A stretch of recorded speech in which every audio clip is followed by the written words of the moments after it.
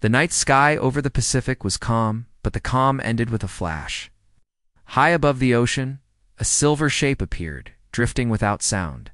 It was not a satellite, not a plane. It was something the world had never seen before. Cameras on. Ships and islands caught its arrival. Within minutes, news stations everywhere showed the same image, a strange craft floating in low orbit, silent as death. No one knew what it wanted. It sent no threats, made no movements toward Earth cities. Then, without warning, a single message came. It was not to any government or army. It was not to the United Nations. It was for one man. His name was Daniel Cross. Daniel was 61 years old. He lived quietly in a small house near the sea. He had been a soldier decades ago, and people still remembered him as a hero in one forgotten war. He spent his days fishing, fixing old machines, and walking along the beach. He thought the days of battle were far behind him, but the message proved him wrong. It came as a voice, deep and strange, played across every device in his home. Daniel Cross, we request your battle record. The words were calm, yet they felt heavy, as if each one carried the weight of 1,000 unseen eyes. Daniel froze. Battle record? He whispered. His heart felt like a stone. There was no reason for aliens F. They truly were aliens to know his name. No reason at all. Within hours, soldiers and agents arrived at his door. They wanted to know everything about the message, about his past, about the war he fought.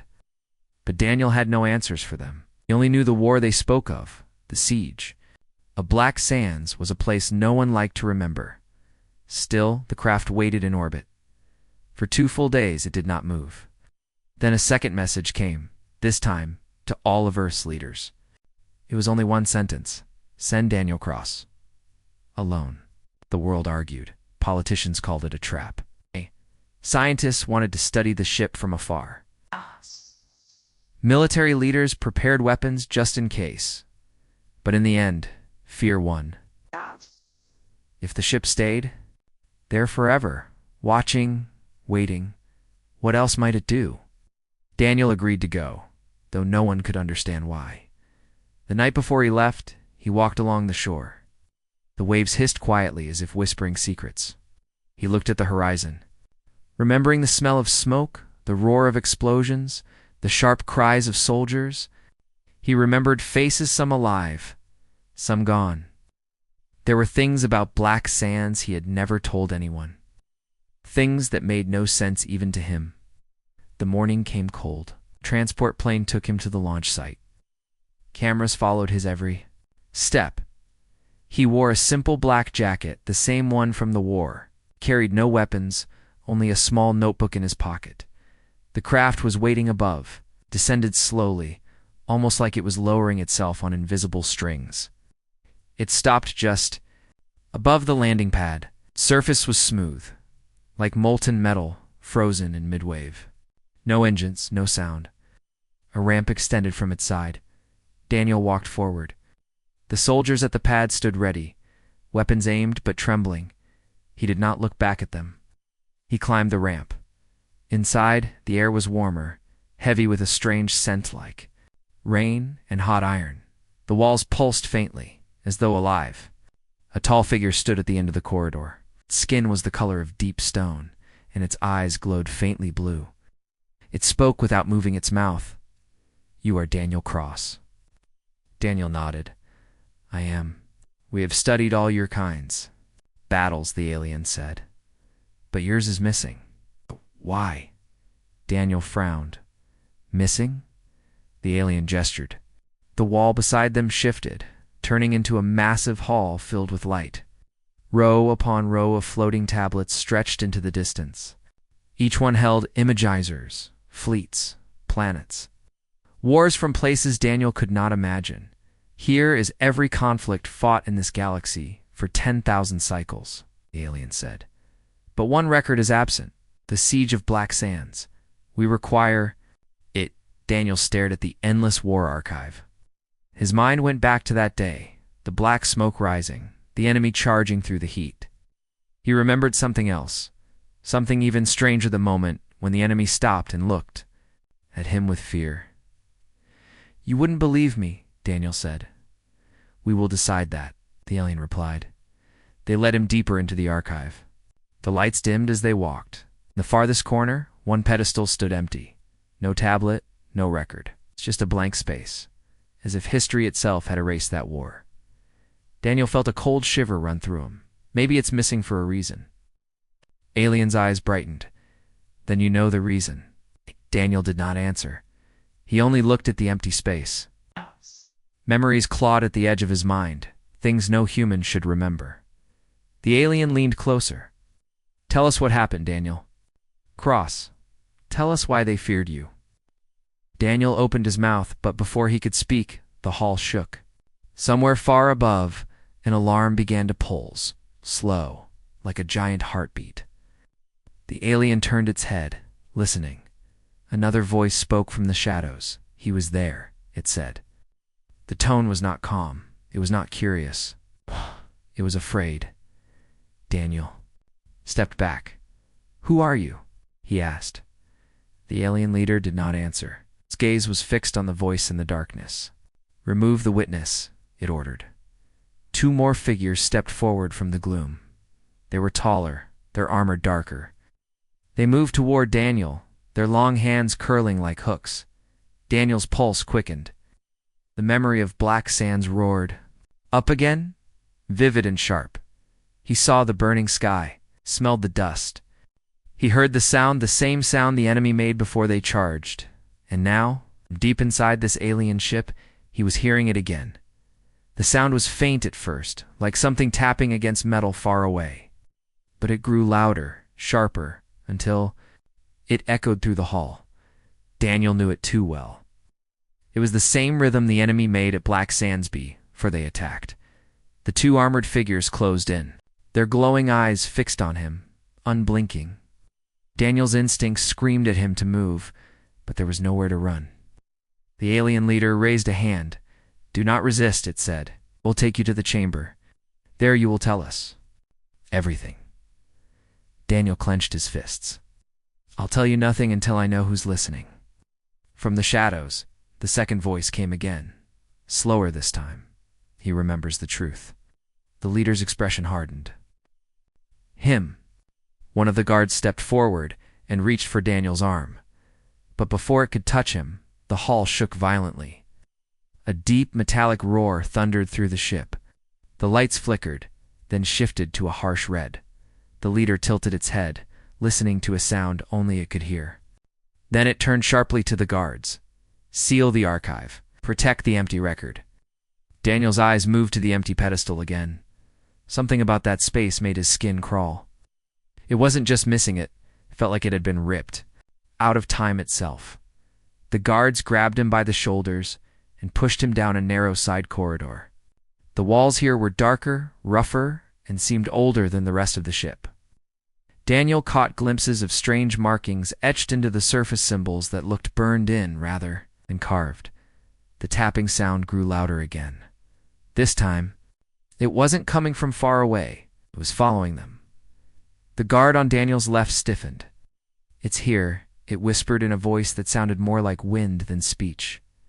The leader stopped in its tracks. His blue eyes dimmed to a pale gray. "Impossible. They are extinct." Daniel looked over his shoulder. At the end of the corridor, a shadow moved tall, thin, bending in ways no living thing should. Even in the dim red light, Daniel saw its eyes, burning coals, exactly as he remembered from Black Sands. One of the guards aimed a strange weapon. But before it could fire, the shadow split into 2, then 4, then 8, filling the hall with flickering shapes. The tapping became a deafening rhythm. Daniel's mind flashed back to the war, saw the black sand under his boots, felt the scorching wind, and watched as these same creatures tore through human and alien alike. But there was one difference. Then they stopped when they saw him. They hesitated. Here, they didn't hesitate at all. The leader shoved Daniel forward. "Move now." They ran down the corridor, the walls pulsing with red warning lights. The creatures followed, their steps light but impossibly fast. One lunged, almost reaching Daniel's back, but a burst of alien energy slammed it into the wall. Its body crumpled, but then began to twitch and reform. "They can't die like this," Daniel shouted. The leader didn't look back. "We know." They burst through a heavy metal door into a wide, circular chamber. The ceiling was covered in moving patterns like shifting star maps. In the center stood a tall, curved machine with a single chair. The leader pushed Daniel toward it. "Sit. You will give us the record now." Daniel's chest tightened. "This isn't about history, is it? You think my memory is a weapon?" The leader's eyes narrowed. "It is, and we need it before they do." Before Daniel could ask more, the door behind them buckled. A claw-like hand tore through the metal, followed by the burning gaze of another creature. The leader's voice became urgent. "You faced them once and lived. We must know why." Daniel hesitated. The truth of Black Sands was locked deep in his mind, and part of him never wanted to open it again. But the creatures were inside the chamber now, their long limbs scraping against the floor. He sat in the chair. Cold metal wrapped around his wrists and ankles. A ring of light formed above his head. Images began to flicker: faces, battles, explosions, screams. The machine was pulling the memories out whether he wanted it or not. His breath came fast. The machine forced him deeper into the memory. He was back on the shore of Black Sands, rifle in hand, sand whipping into his face. The alien enemy was charging, but then stopping. Not all of them, just some. They looked at him, then turned and fled. The memory shifted. Daniel saw himself standing over a fallen creature, its eyes dimming. It spoke just one word before dying. But in the chamber, the sound was muffled, lost. The leader shouted over the noise. What did it say? Daniel tried to speak, but the machine cut him off. The creatures in the chamber roared and leaped forward. The lights in the machine flared and then went out. When Daniel opened his eyes, the chamber was empty. The creatures were gone. The leader was on the floor, unmoving. The guards were nowhere to be seen. A soft voice came from the shadows. "You still don't remember all of it, but you will." Daniel turned. Another alien stood there, shorter, wearing a dark cloak. Its face was hidden, but its voice was familiar. It stepped closer and whispered, "They're not afraid of your weapons, Daniel. They're afraid of you." Before he could ask why, the cloaked figure pressed something into his hand, a small black shard, warm to the touch. "Find the rest of the truth before they erase it." The lights in the chamber flickered again. This time, the warning was different, faster, sharper. The ship was under attack. Daniel looked at the empty pedestal in his mind and knew. Someone had stolen the missing record a long time ago. And now the ones from Black Sands had come too. Finish what they started. The ship trembled like a dying beast. Sirens screamed through the corridors and the lights flashed between red and black. Daniel gripped the black shard in his hand. It pulsed faintly, almost like a heartbeat. The cloaked figure moved quickly toward the exit. "Follow me." "If they catch you now, you'll never leave this ship." Daniel glanced once more at the alien leader lying on the floor. He didn't know if it was dead or just unconscious, but there was no time to check. The pounding noise, the same tapping rhythm from before, was spreading through the walls. They ran through narrow corridors, lit only by emergency lights. The air smelled like burning metal. Twice, Daniel saw shadows flicker at the far ends of the halls, tall, thin shapes with burning eyes. The cloaked figure avoided them by ducking into side passages Daniel hadn't noticed before. Finally, they reached a small chamber filled with glowing screens. Through one large viewing panel, Daniel saw the truth. The ship was surrounded. Dozens of black, needle-shaped vessels hung in space, drifting closer. Their hulls shimmered like oil, shifting colors in slow waves. Daniel felt his throat tighten.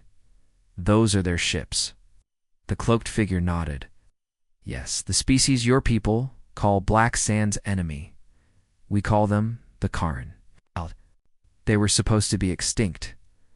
Daniel shook his head. "They're not extinct. I fought them. I killed them." "No one kills them," the figure replied. "Not truly. You saw one fall, but you never saw the body decay, did you? That is because they rebuild themselves from the smallest fragment. That is why we burned every record of them. Daniel stared at the shard in his hand. Then what is this? The cloaked figure's voice lowered. Part of one of their leaders. You took it that day, though you do not remember? And for some reason, they want it back. The viewing panel went black as the power flickered. Then, a sudden blast shook the chamber. Daniel stumbled against the wall. They've breached the lower decks, the figure said sharply. If they reach the archive, they will take the missing record and your memory forever. Daniel frowned. My memory? How can they take that? The figure hesitated. You still don't understand. The missing record is not a written document. It is you. Your mind is the last surviving account of that battle. Before Daniel could respond, the doors to the chamber exploded inward. 3 Karns stepped. Through their limbs were too long, their skin black like stone, their burning eyes fixed on him. Daniel froze. A smell hit him first, like scorched earth after lightning. Then came the tapping sound, echoing from their claws as they scraped the floor. The cloaked figure pulled a strange weapon from under its robe and fired. The energy blasts tore through the air, hitting the Karen in the chest. Nice. Their bodies jerked, but they didn't fall. Instead, they split into smoke-like shadows, sliding along the walls toward Daniel. Go, the figure shouted. Daniel ran. The corridors twisted in ways that made no sense, bending and folding back on themselves. More alarms wailed, somewhere. Deep in the ship, something massive groaned, as though the hull itself was cracking. When Daniel turned a corner, he nearly collided with a familiar face, the alien leader from the archive, standing uninjured. Its eyes locked on the shard in Daniel's hand. You carry their heart, it said. Give it to me. Daniel stepped back. You want me to believe you'll keep it safe? The leader's voice was cold. I'll destroy it. The cloaked figure appeared behind Daniel. He lies. They cannot destroy it. Only you can. Daniel's head spun. Me. How? Before either could answer, the Karen arrived. The corridor filled with shadows, and the air grew heavy and cold. The leader raised a hand, summoning a wall of energy to block them, but the creature simply melted through it like water one. Of the Karen stepped closer to Daniel. Its burning eyes seemed to see straight through him. A voice like grinding stone, it spoke. Return what is ours, human. Daniel felt something stir deep inside him, the memory of black sands. Sharpen the smoke, the heat, the moment the Karen stopped their charge. He remembered shouting something at them, words he didn't understand then. Words that had made them retreat. The creature leaned closer. Say it again, it hissed. Daniel's pulse pounded. The alien leader shouted for him to move. Cloaked figure pulled him down another corridor, but the words echoed in his mind now, strange and heavy. He didn't know what they meant, but he knew they mattered. They reached a hangar filled with small, sleek escape craft. The cloaked figure pushed Daniel toward one. Take this and run. Do not let them touch the shard. If they take it, they will remember everything they once wore, and nothing in this galaxy will survive. Daniel hesitated. Where do I go? Figure pointed toward the distant stars. Find the outlaw sectors. There are those who still remember the war. They will help you. The alien leader entered the hangar, flanked by armed guards. Do not listen to this traitor. Hand over the shard and I will see you safely return to your world. Daniel looked between them, the leader, the cloaked figure, and the burning-eyed shadows sliding closer through the hangar entrance. His choice was made for him when the Karen lunged. He jumped into the escape craft. The hatch sealed, and the engines roared to life. The hangar's force field shimmered, and broke as he blasted into the black void. Through the small rear window, Daniel saw the Karen pour into the hangar. The cloaked figure fought them until the shadows swallowed it whole. The alien leader stood still, watching Daniel's craft speed away, its glowing eyes narrowing. The shard pulsed in his palm again, harder now, as if it knew where it wanted to go. Daniel stared at the endless stars ahead. Somewhere out there, the rest of the truth was waiting, but so were the Karen. The escape craft was fast, but not fast enough. Daniel pushed the controls to their limit. Like stars streaked past, but every time he checked the sensors, The same shapes were behind him, needle-like alien ships, black as shadows, closing in. The shard in his hand pulsed faster, like it was warning him. A bright flash cut across his path. Another ship appeared out of nowhere, larger and smoother than the Quran vessels. Its hull glowed faint blue and strange markings ran along its surface. Daniel didn't know the design, but he recognized the feeling in his chest. Whoever they weren't here to save him. A voice filled the cockpit. Daniel Cross. By order of the Galactic Concord, you are under arrest for fabrication of war records and possession of restricted relics. Powered down your craft. Daniel gritted his teeth. Not going to happen. The voice was calm. We can take you alive, or we can take you unconscious. Choose. Before Daniel could respond, a beam of pale light struck his ship. The controls froze. Engines powered down. He tried to fight it, but the escape craft was being pulled toward the larger ship like a fish caught in a net. The last thing he saw, before blacking out, was the Karen fleet vanishing into the darkness, as if melting away. When he awoke, Daniel was in a circular room with smooth white walls. The cold light shone from above, casting no shadows. His arms and legs were locked to a floating chair in front of him. Alien figures sat on high seats, their robes covered in glittering symbols. Their faces were hidden behind silver masks, each shaped differently, one like a wolf, one like an eagle, one like a serpent. The wolf mask spoke first. State your name and world of origin. Daniel Cross, he said, his voice rough. Earth. The eagle mask leaned forward. You stand accused of falsifying your species' military history, creating a false record of an event known as the Siege of Black Sands, and possessing an object classified as Category Omega. How do you plead? Daniel stared back. You think I made it up? You think I went through all that for a story? The serpent mask's voice was colder. No records of such a battle exist in any archive except in your own words. That is evidence of fabrication. Daniel's anger flared. Maybe it's missing because you erased it. Maybe you don't want anyone to know what happened that day. The wolf mask tilted its head. And why would we do that? Because you're afraid, Daniel said. For a moment, no one spoke. Then the eagle mask nodded to someone unseen. A door opened, and two armored guards entered, carrying the black shard in a sealed case. The serpent mask's voice grew sharper. This relic belongs to an extinct species, yet you claim to have taken it from a battlefield less than 30% of your years ago. This is impossible. Not impossible, Daniel said quietly. I was there. The wolf mask tapped the arm of its chair. If you were there, then you will allow us to verify your memory. A tall machine slid from the ceiling, its surface covered in glowing lines. At its center was a crown-like ring. Daniel shook his head. No, you're not going. Inside my head, the eagle mask's voice turned cold. Refusal will be taken as confession. Daniel leaned forward as far as his restraints allowed. You don't get it. Some memories aren't meant to be touched. Not by anyone. They're dangerous. Serpent Mask hissed. Dangerous to whom? Daniel's eyes narrowed. To everyone. The wolf mask signaled again. The guards moved closer, lifting the crown toward his head. The moment it touched him, Daniel's mind lurched. He was pulled back to Black Sands, the heat, the smoke, the Karen charging. But this time, the memory wasn't his alone. Could feel the masked judges inside it, watching. Then something happened he hadn't expected. The Karen in the memory turned, their burning eyes away from him, and stared directly at the intruders in his mind. The judges froze. One of them whispered in fear, "They can see us." The memory dissolved into chaos.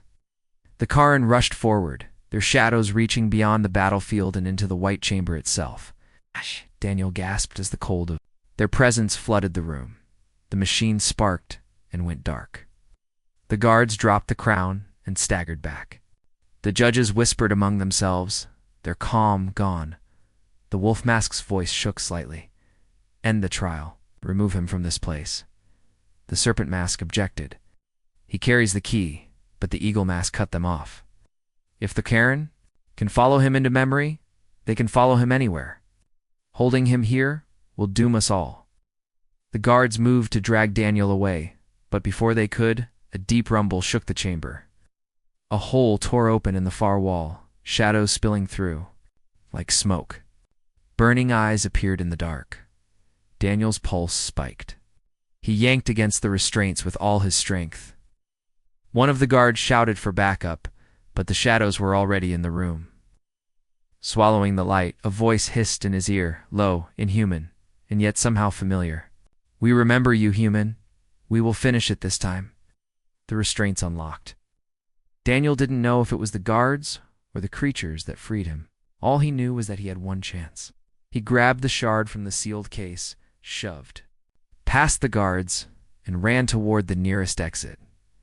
Behind him, the judges shouted orders, but their voices were drowned out by the sound of the Karen filling the chamber. The wolf mask's final words followed him into the corridor. "Run, Daniel Cross. Run before the galaxy learns what you are." Daniel ran without looking back.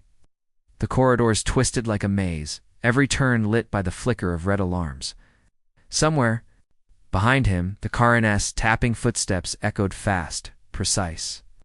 Hunting, he clutched the shard so tightly it dug into his palm, felt alive, almost guiding him towards some unseen destination. He reached a docking bay, rows of alien craft. Sat in their berths, sleek and silver, built for speed. A group of Concord soldiers stood guard. But the moment they saw the shadows spilling into the hall behind Daniel, their disciplined stance broke. They opened fire not at him, but at the darkness itself. The blasts only slowed the Karen. For seconds. Then the shadows reformed, taller, sharper, hungrier. Daniel sprinted toward the nearest ship, slammed his hand against the control panel, and leaped inside. The hatch sealed just as a claw scraped across the hull. He didn't bother. With stealthy, powered the engines to maximum and blasted out of the bay. The ship tore through the void. Stars spun past. Concord warships scrambled to follow, but they were too slow. Daniel was already pushing into deep space. For a few moments, the only sound was his own breathing. Then the shard in his palm pulsed again, and he heard a voice. Not from the radio, not from the ship's systems. From inside his head. "Show them." Daniel gritted his teeth. "Show who?" "The galaxy. Let them see." His mind flashed with images of black sands, the heat, the screams, the Karens swarming. Then the moment they stopped, frozen, staring at him like prey that had become predator. He felt the old fear and the old fury mixing again. He had run from this memory for years. Now it seemed the only way forward was to share it. The ship's comms console glowed. He recognized the interface. It could broadcast on open channels, reaching thousands of worlds. The Concorde had locked the system, but somehow the shard bypassed every restriction. Daniel took a deep breath. "All right," he muttered. "Let's give them something to remember." Placed the shard on the console. A burst of light filled the cockpit, and suddenly, the screens around him showed the battlefield of Black Sands not as a story, but as if the galaxy was standing there with him. The broadcast went everywhere. On mining colonies, workers froze as the dusty image of a burning shoreline appeared on their holoscreens. On vast trading stations, merchants stopped mid-sail, their voices fading as they watched. On warships and pleasure ships, in schools and bars, across hundreds of worlds, the same scene played. The audience saw humans fighting side by side in impossible conditions. Alien allies fell around them, but the humans did not retreat. Even as the Karen advanced, towering over them, the humans pressed forward, and then came the moment when the Karen stopped, the burning-eyed. Warriors stared at one human, Daniel Cross, standing in the sand, bloodied, weapon almost empty. His voice carried over the roar of the battle. The words were not in any known human or alien language. They were sharp, guttural, ancient. The Karen hesitated.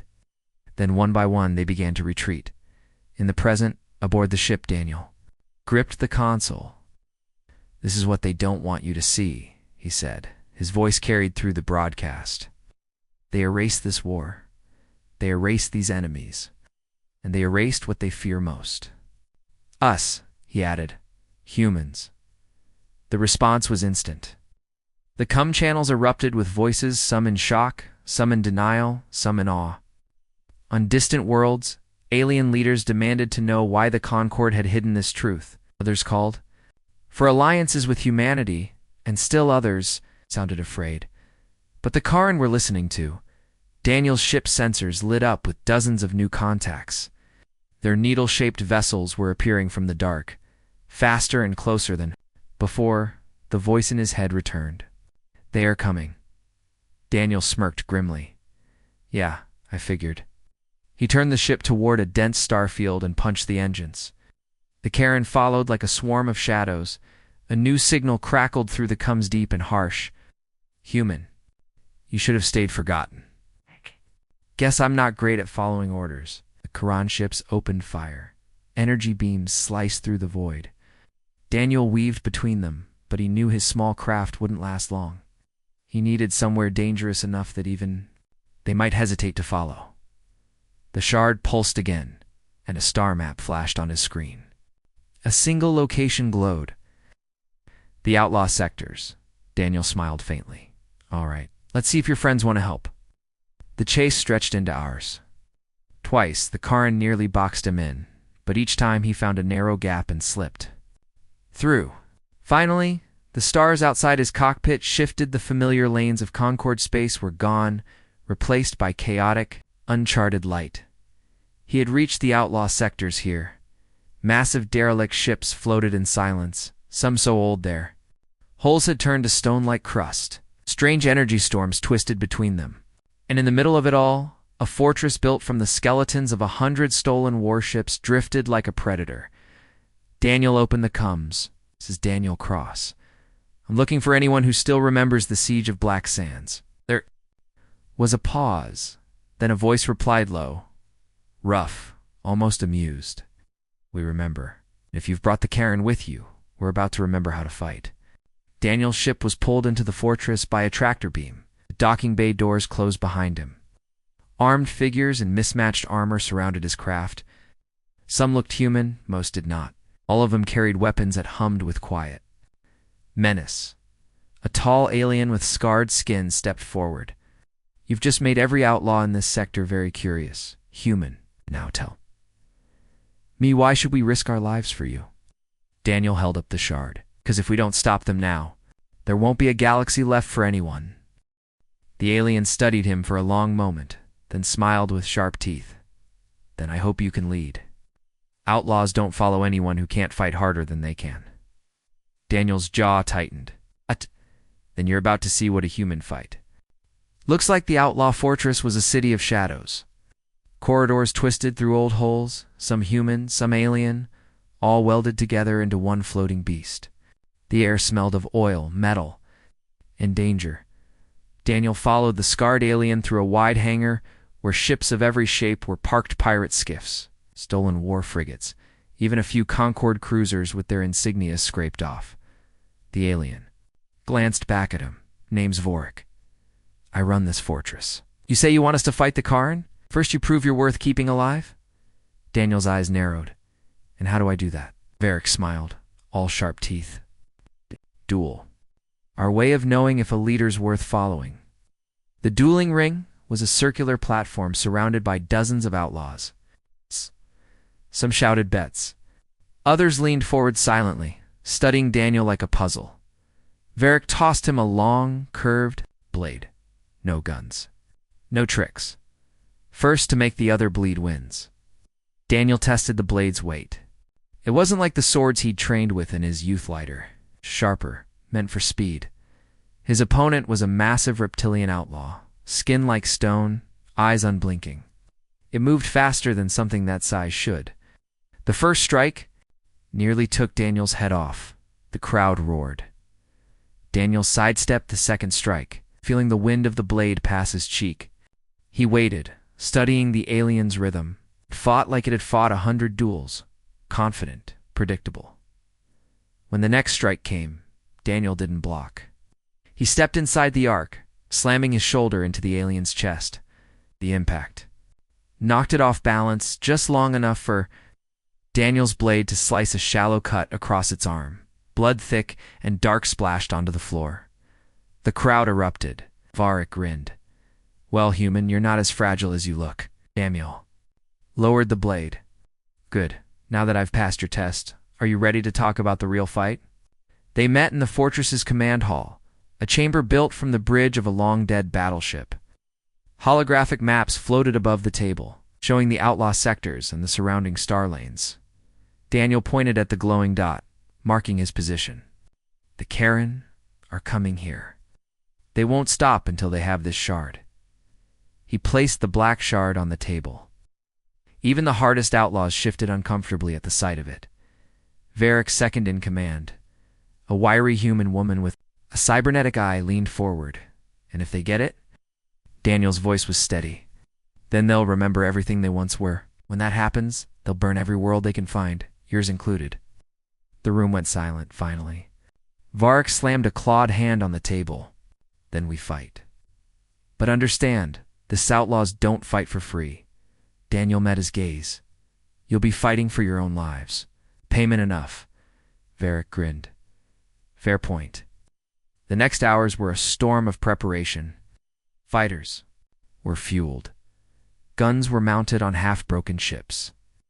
Crews checked old weapons, some so ancient they might explode on firing. Daniel moved among them, offering quick suggestions. Tightening a strap here, testing a rifle there. But his mind kept drifting to the shard. Every time he touched it, the pulse grew stronger, almost impatient, as the last ships were readied. Deep alarm shook the fortress. The holographic map in the command hall flared to life. Doesn't snow. Hundreds of black, needle-shaped vessels appeared at the edge of the outlaw sector. The Karen had arrived. Varric's voice boomed over the fortress comes. "All ships, launch." Dot. The hangar erupted in fire and smoke as outlaw. Craft streaked into the void. Daniel climbed into a small, fast interceptor, its hull patched with mismatched plates from half a dozen different ships. The controls were rough, but familiar enough. Outside, the stars vanished behind the sheer number of Karen ships. They moved like a living swarm. No formation, no signal lights, just pure, silent menace. The first exchange was brutal. Guns tore into the front ranks, shredding a dozen Karen vessels in seconds. But for every one that fell, 3 more seemed to appear. Daniel's ship danced through the chaos, firing short bursts at close range, then veering away before the shadows could close in. The shard pulsed faster, and every time it did, Daniel's reflexes sharpened. It was as if the battle itself was waking something inside him. Varric's voice crackled over the coms. "They're pushing toward the fortress. If they get close enough, they'll tear through our defenses in minutes." Daniel scanned the swarm. There are 3 massive Karen dreadnoughts moving at the center of the fleet, directing the smaller ships. If those fell, the swarm might break. "I'm going after the big ones," Daniel said. "Suicide run," Varric growled. "Then it's a good thing I've done that before." He dove straight into the heart of the swarm, the Karen. Ships twisted toward him, firing beams of dark energy that rippled through space like liquid fire. Daniel's craft shook with each near miss, but he kept moving. Weaving between enemy vessels, the first dreadnought loomed ahead, its hull shifting like it was alive. Daniel armed the interceptor's last heavy torpedo and aimed straight for a weak point near its core. The shard burned in his hand. The moment he fired, the torpedo's guidance systems lit with the same black glow as the shard, and it struck true.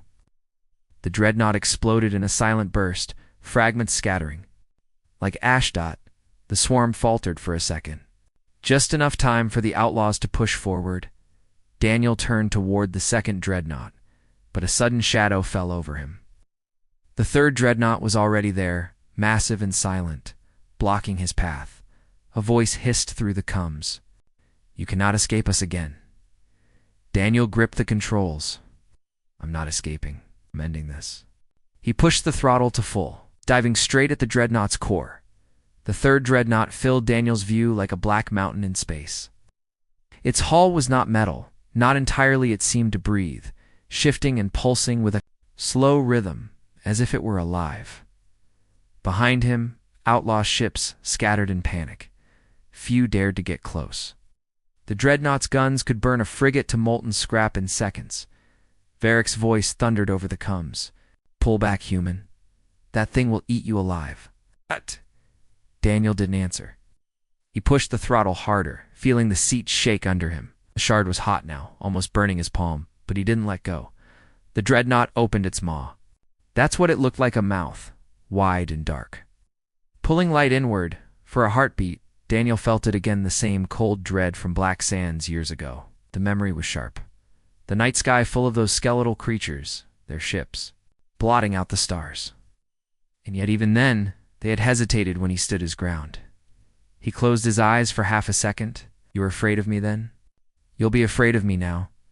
When he opened them, the shard pulsed once more, and his targeting display lit up with points of weakness on the dreadnought's hull. Not random, precise. Like the shard wanted him to know. He lined up the shot and fired his last torpedo. The blast tore through the dreadnought's side. Not enough to kill it, but enough to make it roar.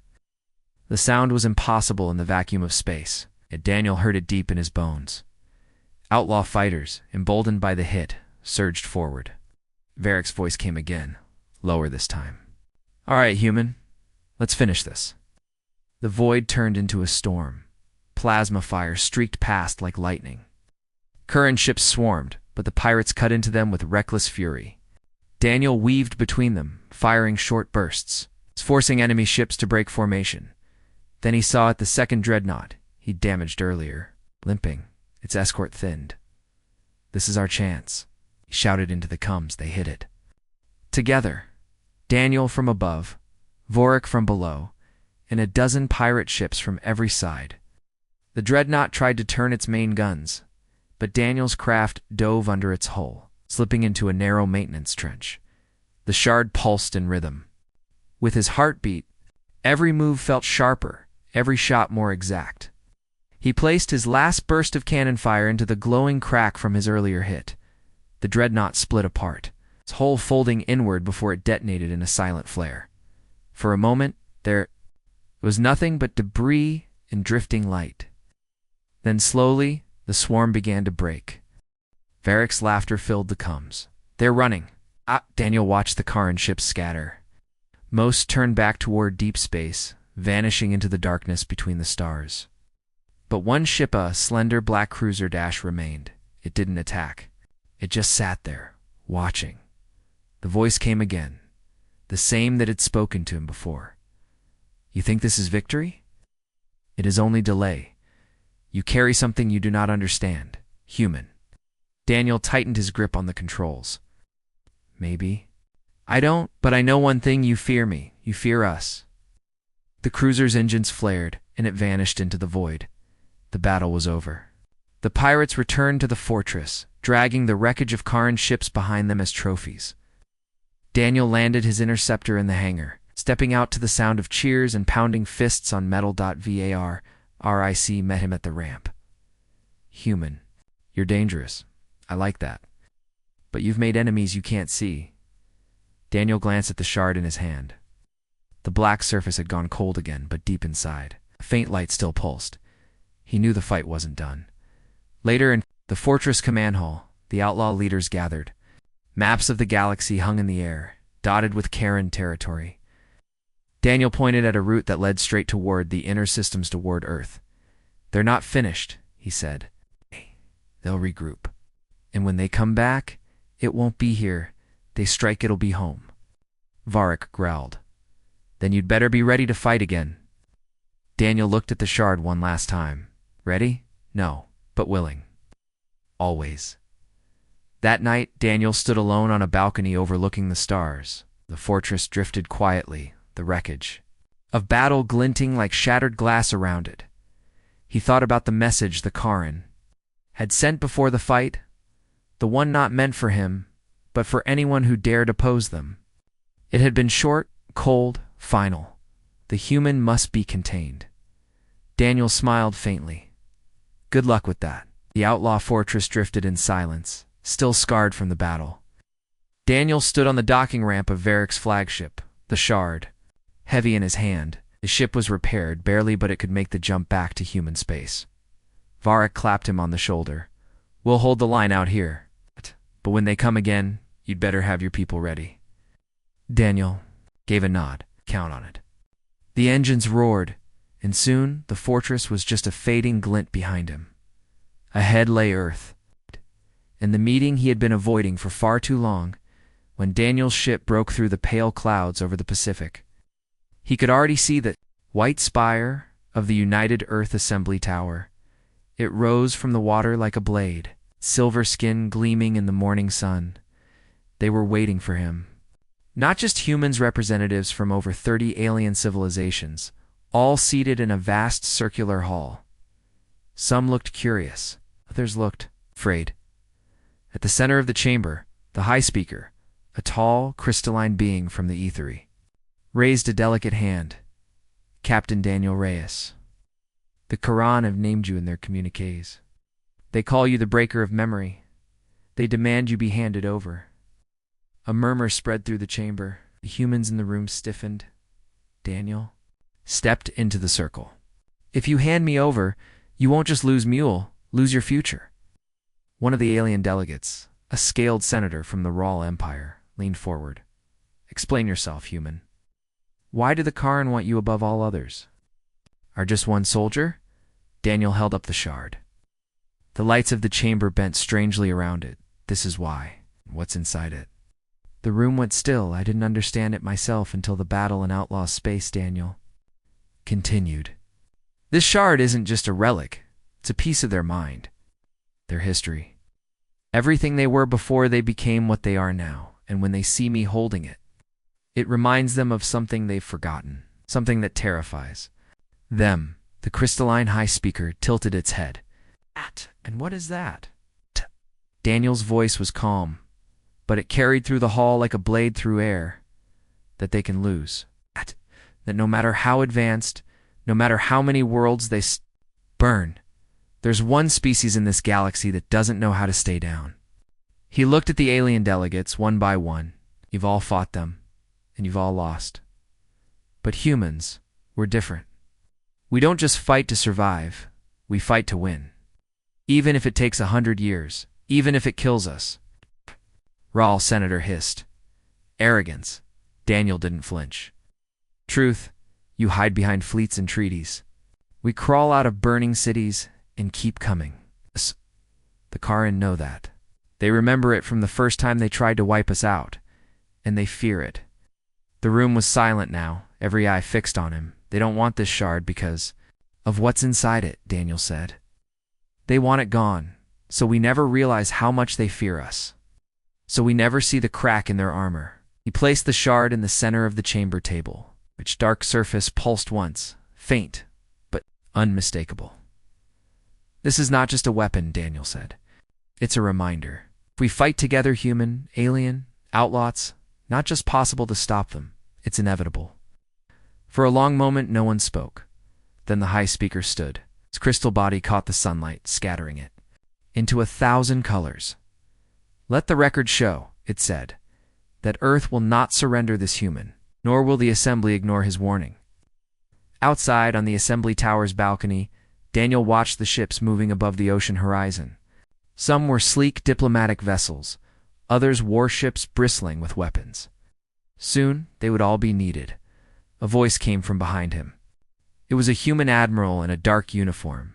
They believed you. Daniel smiled faintly. Good. Now we make them ready. The admiral stepped closer. You think they'll come soon? Daniel's gaze never left the sky. They're all ready.